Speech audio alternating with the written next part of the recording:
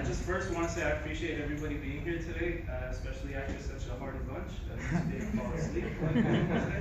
But yeah, as my title page says, my project's title, Fourth and Goal, a comparative analysis of student-athlete educational experiences. This project aims to understand how student-athletes negotiate the demands of their dual identities as they trek towards graduation. Where on the one hand, you have a student at the university, one who is expected to earn their degree that not only positions them for greater career opportunities, but also to grow as an intellectual. On the other hand, you have an athlete who is expected to meet the demands of amateur sports at a Division I program where the commercialization of athletics is leaps and bounds from its inception in the early 1900s. Scandals such as the fake courses for easy credit at the University of North Carolina and the infractions with the Florida State football program detail the history of intercollegiate athletics fraught with questions of legitimacy that require asking, what does it mean to be a student athlete? What is at stake for student athletes when they're admitted on athletic scholarships? And how do student athletes, guided by coaches and administrators, negotiate their multifaceted undergraduate careers?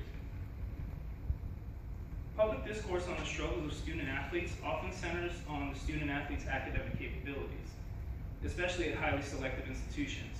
While there may be a layer of truth to that, research speaks to the efficacy of student support services on performance and retention.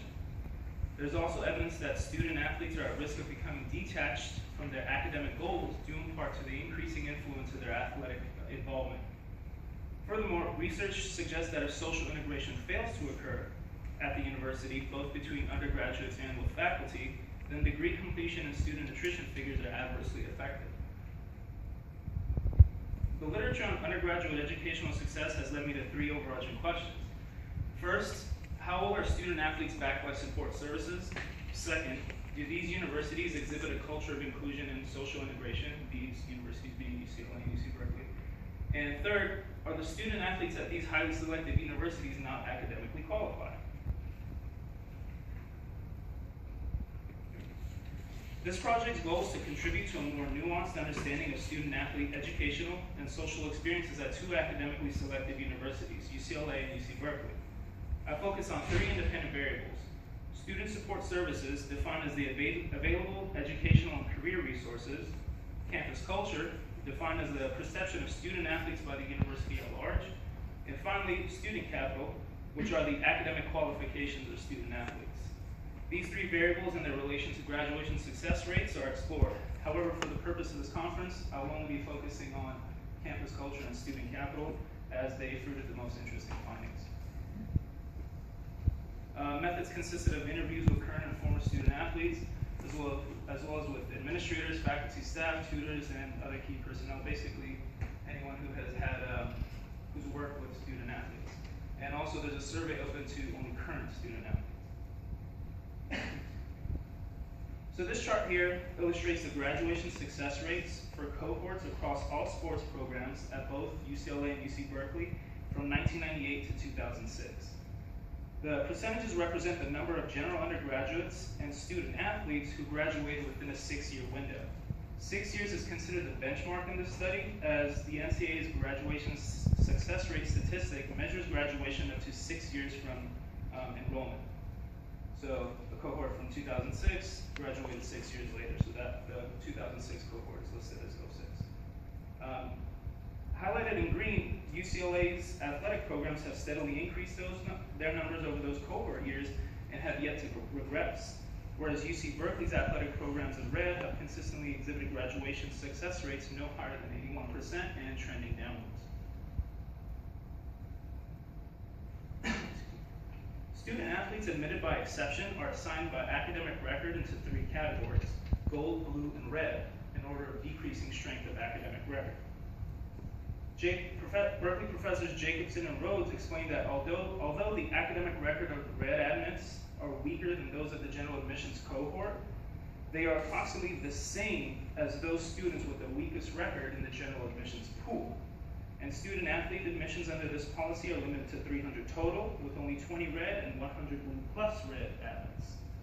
So this chart depicts the average GPAs and academic probation rates for non-freshman students, that is, everybody who's completed their freshman year, during the 2012-2013 academic year. When looking at GPAs and probation rates of student athletes, we find that academic probation numbers are similar to or better than the general undergraduate population. The vast majority of red, blue, and gold applicants are in good academic standing. But the question as to why student athletes are not graduating persists. So what's the takeaway here? Well, we can extrapolate two things. First, student athletes are still in good academic standing beyond their first years. Second, early findings attest to Jacobson and Rhodes' conclusion that there simply aren't enough red and blue admits to account for the problem of graduation rates at UC Berkeley. Drawing from interviews with former athletes and current instructors, I found that there's a sense of pride that comes with being a UCLA Bruin not readily apparent at UC Berkeley. When asked about non-athlete perception of athletes, the former UCLA volleyball player painted a picture of athletes as celebrities. You're almost like a mini celebrity. I think it's just the general UCLA camaraderie present, that school camaraderie, that people cared about each other. I could open the paper and find out that someone in my class got a grant and I congratulated them. It wouldn't be any different. In discussing the culture of athletics at UCLA, a tenured instructor expressed that the general undergraduate population and the rest of the university are proud of UCLA's sports legacy. We have more banners than any other school, and proud of that. The use of inclusive words such as we, camaraderie, pride, when referring to the voices at UCLA, illustrated the sense of community. Student athletes didn't express a sense that faculty perceived them as incompetent and undeserving of their place at the university, but rather were encouraged by the undergraduate population. At UC Berkeley, however, early findings suggest what appears to be a more prominent divide between athletics and academics. A senior administrator expressed a prolonged sense of animosity between the two factions, citing Berkeley's flagship status as a research university. And he said, Berkeley's academic competitiveness builds resentment between students and student athletes who have gotten a preference in admissions and benefits like clothing, gear, and other academic resources. An interview with a former student athlete here at UC Berkeley illustrated that from his perspective, non-athletes harbor feelings of contempt and perceive athletes to be academically inferior. Other undergraduates, he said, feel like we don't deserve it, like we're not adequate enough. Upon discussing his status as an ex-athlete with another student, the other student seemed shocked that he could still make it at Cal academically, wondering if he was transferring to another school or dropping out entirely. In an interview with the former athlete from UC Berkeley, he spoke about his teammates that decided to forego future semesters in order to pursue their dreams of playing professional sports. He said, they left after 3.5 years. All they had left were a couple more classes left, and they didn't get drafted into their professional league. There's also the issue of athletes leaving school without completing their degree requirements, which may be more prevalent in sports with avenues into professional leagues. The former athlete expressed the same concerns as Jacobson and Rhodes, citing a failure on the part of the coaching staff who may not be accurately assessing the professional prospects of their athletes, thus leading them to focus on preparing for their respective sports draft day during their final semester at Cal. He said, you're being told that you have a chance to make it, so you go to class thinking, I don't have to do this because I'm going to be making millions in a few months. The NCAA and these programs sell dreams to kids. Furthermore, student athletes at both schools also said that they were left with no choice but to select majors that fit their busy schedules. If we find that student athletes are forced to renegotiate their academic goals, then perhaps they're not positioned to succeed in a major perhaps they're not positioned to succeed in an undesired major. And the body of research on the subject suggests that student athletes are apt to perform at higher levels, earning credits with higher marks, and eventually graduating when feelings of personal incongruence based on not being socially accepted at the institution are not prevalent. Microaggressions regarding the academic capabilities and deservedness further divide between students and athletes. And the disparity in enrollment of racial minorities outside of athletics may add another layer of crust that must be broken in order to foster social integration.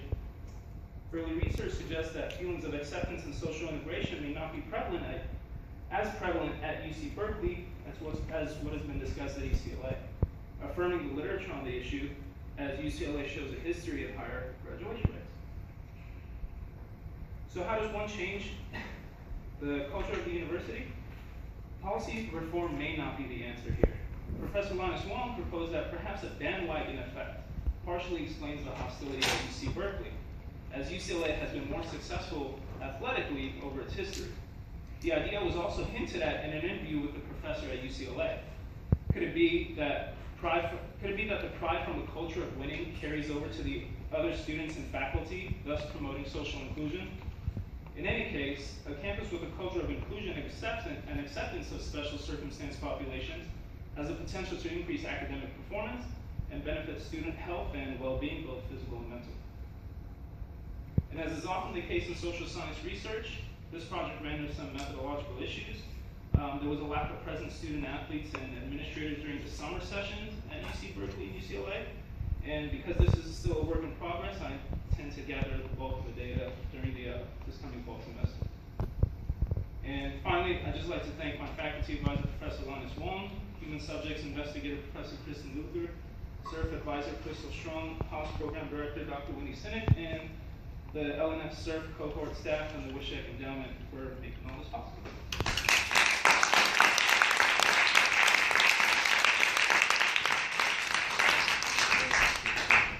3 minutes for questions. I was wondering, similar to the question last time, what was your hypothesis going in the research? Well, I mean, I had the idea that anecdotally, I mean, when I got admitted to Cal, one of the reasons, and I didn't tell anybody this, was that I was super excited about the sports program here. When I got here, it seemed like the enthusiasm wasn't shared. So my hypothesis was that basically, originally I started out with the student support services, and that turned out to be a wash because there are some programs that UCLA has that Cal doesn't, and there are some things that Cal does that UCLA doesn't. So that was actually one of my lines of inquiry. But what I was really thinking is that basically, a campus with a culture of inclusion has the propensity to increase graduation rates, and whether that was in effect that Cal and Berkeley is pretty much, Cal and UCLA is working on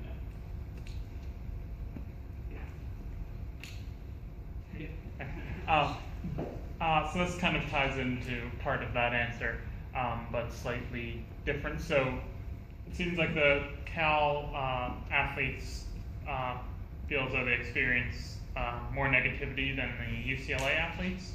And one of the reasons for that was, I think it was a quote from a Cal athlete saying that it's because of like perceived things they receive. And this might get into student services to some degree, but did you find that there was an actual difference, or that it's just a matter of student perceptions differing at Berkeley versus UCLA for similar benefits, if that makes sense? Do you mean whether other undergraduates felt that or negatively towards student athletes? Yes, if there was a difference in the benefits received by athletes, or if it was just a difference of perception among the different student bodies. I see what you mean. Oh, okay. Well, that I actually haven't explored whether the perception of it is different. What I have found is that, for example, at Cal, they have learning specialists. There's but at UCLA, they have a more prominent career advisor center, basically that work just with student athletes. But then again, at Berkeley, they have professors that work directly with students. So I couldn't say one way or the other that the advising and career services were, I guess I should take a step back. The one thing that I really found interesting though was the career counseling. Neither UCLA students or the UC Berkeley student felt that there were enough career advisors. So basically they were kind of ill-informed a little bit about their major. But I mean, I suppose a lot of that has to do with just being an undergraduate as well. Maybe not. Yeah. Just to address the gentleman's question, I think the things that the students receive are the same, so you wouldn't find any difference, like more clothes or more this or more that. So I think it's more perception. But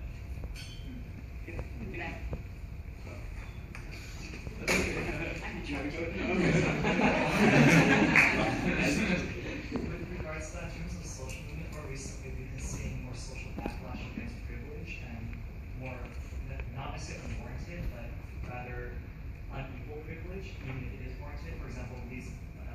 those students are being admitted on the contingency that they play for the university or whatever, and so to get their food paid for, the clothing I don't know about, 'cause that's essential to the sport, but like they get scooters. I understand not being late for work, but they don't do that same per student endowment to physically disabled people who can't walk. You know what I mean? Like there's huge discrepancies between that are not perceptions, that are fact, and they're just not perceived by the administration. And so how do you deal with social backlash like that, and take into account that that's actually, I don't know, at least socially relevant to Berkeley, and that to us at least it is proper culture to work toward equality in that respect. So I'm missing the question here. I'm sorry. You're saying, let me see if you're saying that in fact there are some things that athletes get that other people don't get, like scooters and perhaps extra tutoring help, extra help with courses, things like that. And that runs against Berkeley's culture of equality, which may not be the same at UCLA. Is that what you're suggesting? Yeah, more like faith or social, sociology rather than actual UCLA per se. So I think student athletes experience, I mean, they have more or less the same resources at both schools. I believe it's the perception of the deservedness of those, Let him finish. Oh, no, I'm sorry, lost my train of thought. Yeah, I believe it's the perception of whether or not, they deserve the extra attention, or whether there is any extra attention. And that perception is, I suppose, I think it starts from the ground up, from the undergraduates, but at the same time, I don't really have any evidence to back that up. That's just kind of my gut. Any other questions?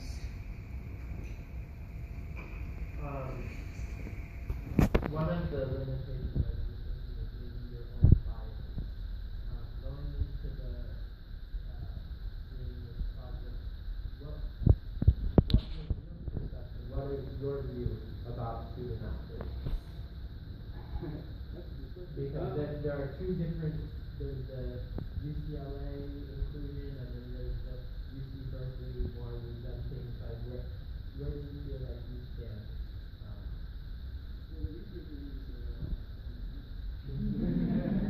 But I think, I'll be fortunate. So I generally have, worked with students and athletes and sports. But the other side of me is, there's somebody involved in education. So there's kind of, a good mixture of the two. I don't feel like my bias is really kind of shape the way I think about, So I'm coming off Question back here, Oh, yeah, yes. Well, I wanted to ask. So, this slide actually, you talk about when you talk about campus culture, you talk about the student athlete's perception of the campus culture, but I wonder if you have or if you plan to do any direct polling of non-athletes to sort of verify that.